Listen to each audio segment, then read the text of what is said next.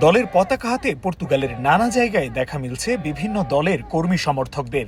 18ই মে জাতীয় নির্বাচনকে সামনে রেখে বেশ ব্যস্ত সময় পার করছে দেশটির রাজনৈতিক দলগুলো।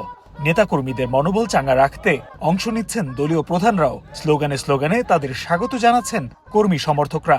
কুশলাদি বিনিময়ের পাশাপাশি সার্বিক পরিস্থিতির খোঁজ খবর নিচ্ছেন তারা। গণসংযোগের পাশাপাশি চলছে নানা সভা সমাবেশ। সেসব সভায় নিজেদের নির্বাচনী প্রতিশ্রুতি তুলে ধরছেন দলের নেতারা। সেই সঙ্গে নির্বাচনের ঠিক আগ মুহূর্তে দলের বর্তমান পরিস্থিতি নিয়েও চলছে নানা আলোচনা।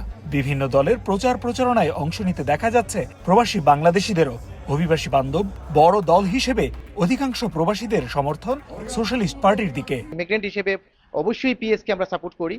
আর এই ইলেকশনে হয়তো আমাদের স্থান আমরা দেখতে পাচ্ছি যে 18 মেতে যে নির্বাচন হবে সেটা আমাদের পিএস এর অবস্থান খুবই ভালো। গত এক বছর মধ্য ডানপন্থী এডি সরকারের নানা ব্যর্থতা তুলে ধরে জনগণের কাছে ভোট চাইছে উদারপন্থী সোশ্যালিস্ট পার্টি। জয়ের বিষয়ে আশাবাদী তারা।